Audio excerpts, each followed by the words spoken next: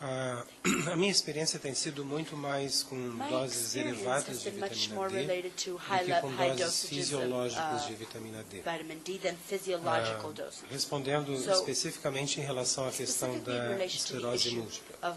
Nós começamos a dar 10 mil unidades por dia de vitamina D por volta de 2002 a pessoas portadoras de esclerose múltipla. Devido aos dados de literatura que já haviam sido disponibilizados, demonstrando que a vitamina D é um potente imunomodulador. Ela é reguladora do sistema imunológico. Ela não deprime o sistema imunológico. Ela estimula o sistema imunológico, tornando-o mais eficiente no tratamento, no combate a infecções, mas inibe reações imunológicas incorretas do ponto de vista fisiológico, tecnicamente chamadas de TH17. Então, ela se constitui teoricamente no fármaco, uma substância ideal, porque tem a potência de um hormônio, no combate a doenças infecciosas, porque nós não provocamos imunossupressão, mas muito pelo contrário, nós aumentamos a potência do sistema imunológico.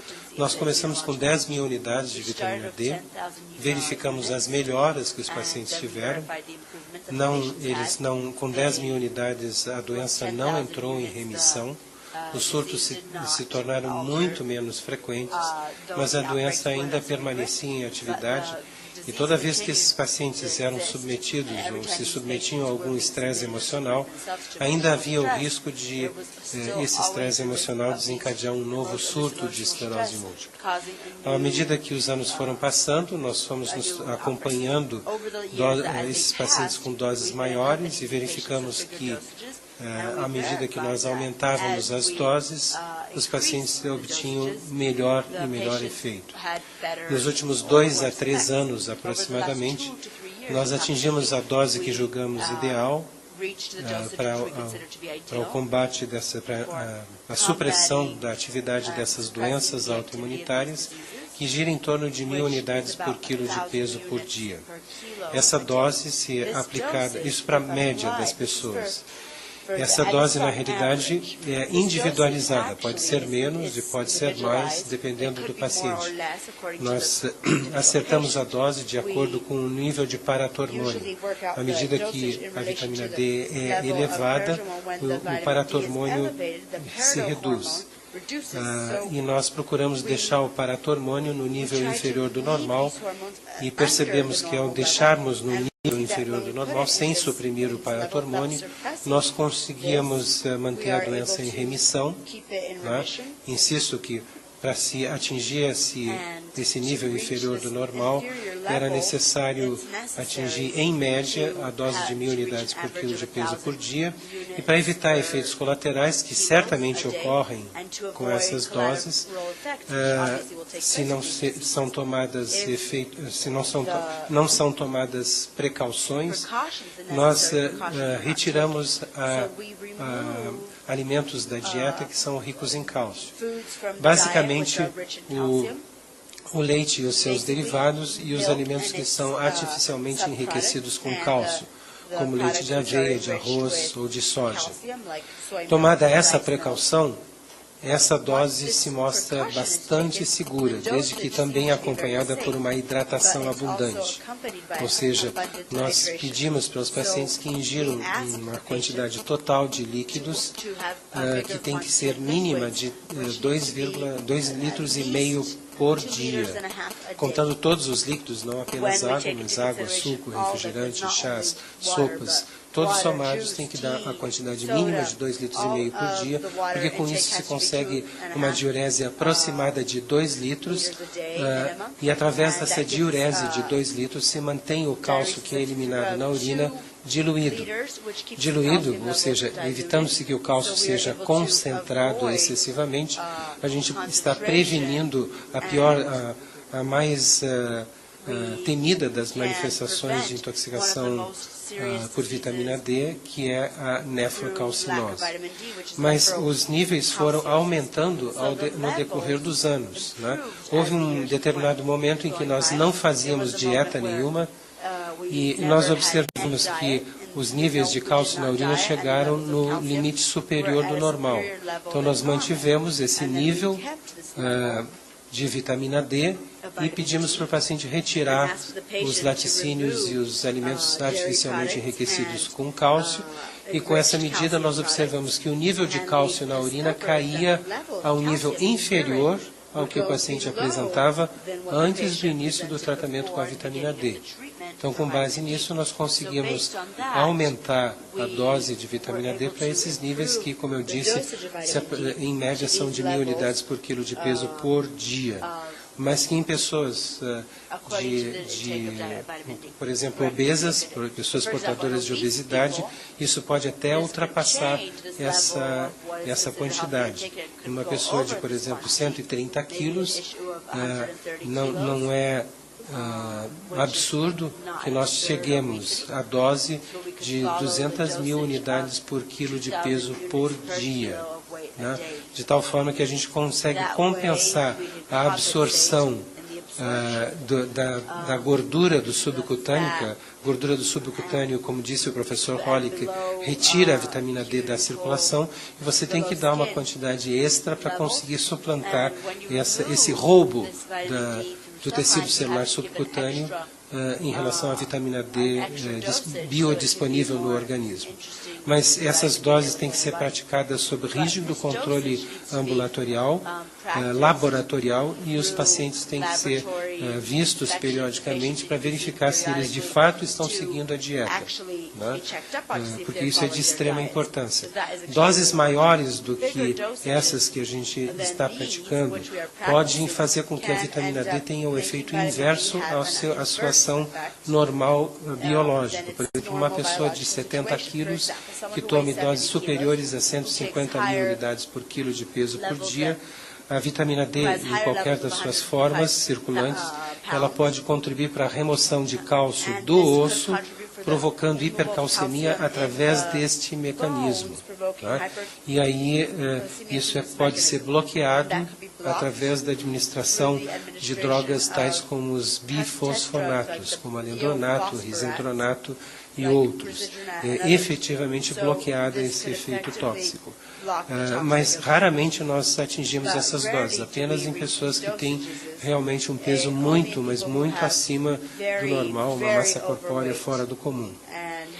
Eu não sei se eu respondi bem essa questão da experiência com vitamina D, mas basta acrescentar que hoje eu tenho tratados desde o início em que nós começamos em 2002, 2003, 1.120 e poucas, não chega a 1.130 pessoas tratadas dessa forma, né?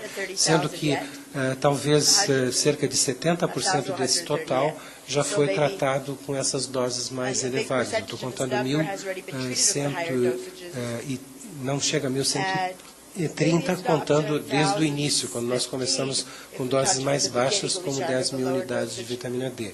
O resultado é simplesmente fantástico, né? Aqui a gente tem algumas pessoas que são meus pacientes, que estão aqui na plateia, e a gente pode ter a satisfação de dizer que... Quais são? Levanta a mão aí. Que a gente devolve a essas pessoas uma vida normal. Elas não têm mais surtos, elas não têm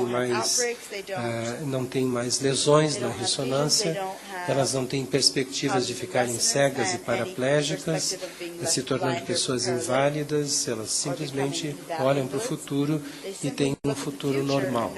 A única coisa que nós não sabemos ainda é por quanto tempo essas pessoas vão ter que manter essa dose de vitamina D.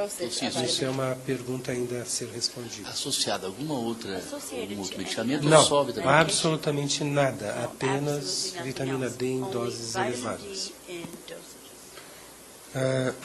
Quanto à questão da forma de apresentação, como eu disse, eu acho que o professor Hollick mencionou bem que existem várias formas de apresentação que em doses fisiológicas são igualmente efetivas. Quando nós usamos doses muito elevadas, como essas que eu mencionei, nós temos observado que a via sublingual é péssima para se administrar a vitamina D. Nós não conseguimos os mesmos resultados.